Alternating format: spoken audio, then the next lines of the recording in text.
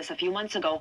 They're coming for the Electoral College. And understand one thing, this woman, former border czar and VP, is running for president in 2028, and they're courting the pro-Palestine vote.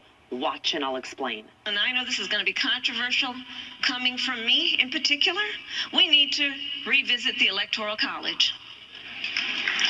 You're talking right now big picture of what is in the pipeline. What is to stop a Al-Qaeda member or an ISIS member or someone in Hamas from becoming president? What is the Electoral College? Well, it was enshrined in the Constitution since its inception. And basically what the Democrats want to do is say that whoever gets the most votes nationwide wins. Well, what's the problem with this? The problem is Muslims from the Middle East and Africa have become the fastest growing immigrant demographic in America. Native-born Americans are quickly being replaced. We've seen this in New York City, where Zohra Mamdani swept parts of Queens that are over 70% immigrant.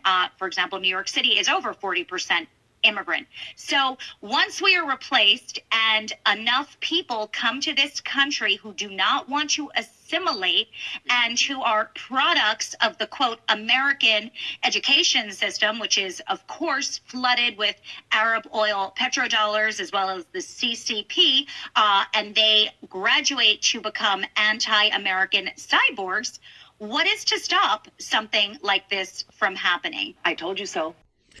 I might could give you a better definition of what they said. The Electoral College is to stop bigger states from taking over smaller states. The bigger population, like California, will always win against another smaller state. New York will always win against Ohio. You see what I'm getting at? So the bigger states with the most people will always have the more votes. And they will always take away from the smaller states. So I say like California, popular votes, Ohio will not count. We're a smaller state. They got more people, more population. See what I'm getting at? So Kamala Harris is no surprise. It's no surprise. She was the Democratic Socialist. So it's no surprise. It should not be no surprise to either one. It should not be no surprise to nobody else either. If you're smart enough, you understand. You can see through their BS.